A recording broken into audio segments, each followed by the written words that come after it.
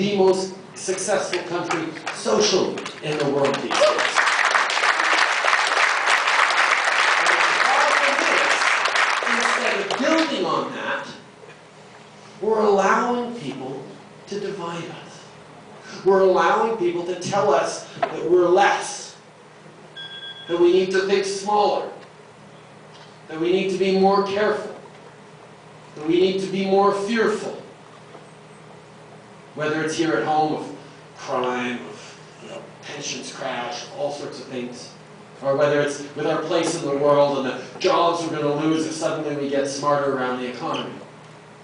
Well, listen, the idea that there is still a choice to make between what's good for the economy and what's good for the environment is completely ludicrous. We cannot have a strong economy unless we're smart about the environment. And that doesn't mean, like Thomas Mulcair says, shutting down the oil sands. But it certainly doesn't mean, like Stephen Harper says, that we eliminate all environmental oversight that has any sort of teeth and we just go full bore. Because the fact of the matter is, we were incredibly lucky as a country to have the extraordinary fossil fuel resources that are here in Alberta, a little bit in Saskatchewan, a little bit in Newfoundland, a little bit in other places, but concentrated right here. It makes us extremely lucky as a country. However, how we extract those resources in a way that is using the smartest cutting-edge technologies, in a way that is ensuring that the profits we're making now are not going to come at a horrific cost for our kids and our grandkids in terms of cleanup. That we're doing things intelligently so when the moment comes, and it may come in 5 years, it may not come for 25 years, it may come in 5 weeks, when someone figures out the trick to moving beyond fossil fuels,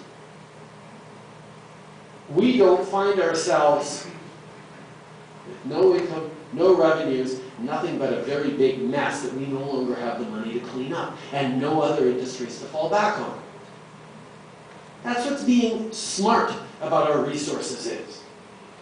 And it's not about having an ideology and trying to fit our worldview into it, because that's what they do on the left and the right. It's about understanding that Canada is not about ideologies. That Canada is about values. Every few years, we go through a crisis of identity. Ooh, what's a Canadian? What does Canada stand for? What's a typical Canadian? There's so much differences here we can't even put our finger on what a typical Canadian is. Well, if you're trying to define us by language, religion, ethnicity, history, culture, geography, you're right, there is no typical Canadian. But if you want to define us the way we need to be defined, it's easy to point to a typical Canadian. Because Canadians are one of the only countries in the world that is defined not by our outside traits, but by our shared values, by our hopes and dreams. And that is a trick that the rest of the world is desperate to try and learn. As the suburbs of Paris go up in flames every few years, because French citizens originally from Algeria are not offered jobs and not considered to be actual French citizens or French, culturally, French nationals. It was only in the 90s that to become a German citizen you didn't have to prove German ascendance and ancestry. And we still have mindsets around, if I say a typical Japanese person, or a typical citizen of Cameroon, or a typical Dane, or a typical, South America, a typical Brazilian.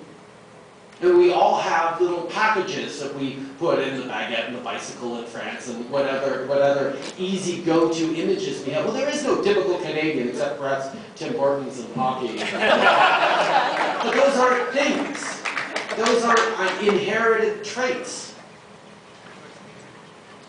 we have is a country that says we have shared public values of openness, respect, compassion, a desire to work hard, but a willingness to be there for our neighbors when they fall in times of trouble. And it comes from a whole bunch of different places. It comes from the values that were brought by our earliest settlers, combined with the wisdom of our native peoples, who knew how to survive in a land this cold and this vast.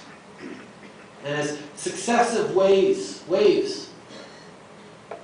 of families came to this country from all around the world, and successively they encountered winters that were far too cold, and distances between communities and farmsteads that are always far too great. We understood the need of being able to count on the kindness of strangers, the need to not be judgmental about someone else, the need, however, to establish basic ground rules to which everyone would conform. And that had many iterations through our history. But it culminated pretty much in the Canadian Charter of Rights and Freedoms.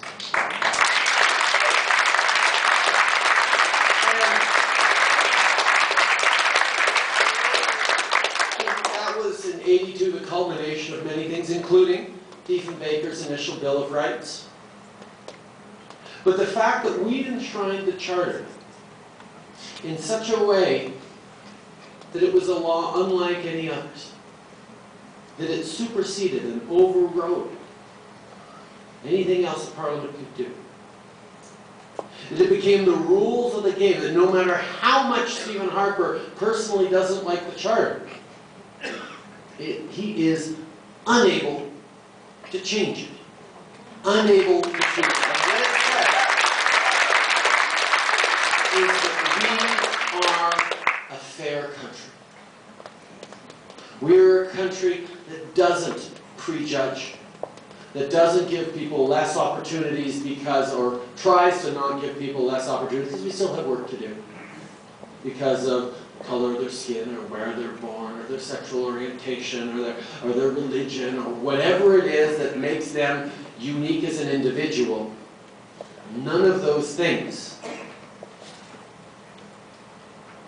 can count against you, can be legislated against. I have an exercise when I talk about the Charter to school kids about getting, them all to vote on, the proposition that right-handed kids should have less homework and left-handed kids should have more homework. And of course it always passes, and I say, there we go, it's a new rule. And so the kids worried, well, he's a member of Parliament, he just made a rule that we have to live by. And of course I say that's wrong. And I point out to some of the right-handed kids who voted with the left-handed kids, I say, why? You're about to get less homework and give more to it. And the answer is always, but that's not fair. And that's how they understand the tyranny of the majority. And regardless of how popular something might be, doesn't mean it's right. And having a charter does limit the power of politicians to bring in certain pieces of legislation. But you have to understand, because one of the criticisms people make of the Charter is that it hands all the power to the judiciary.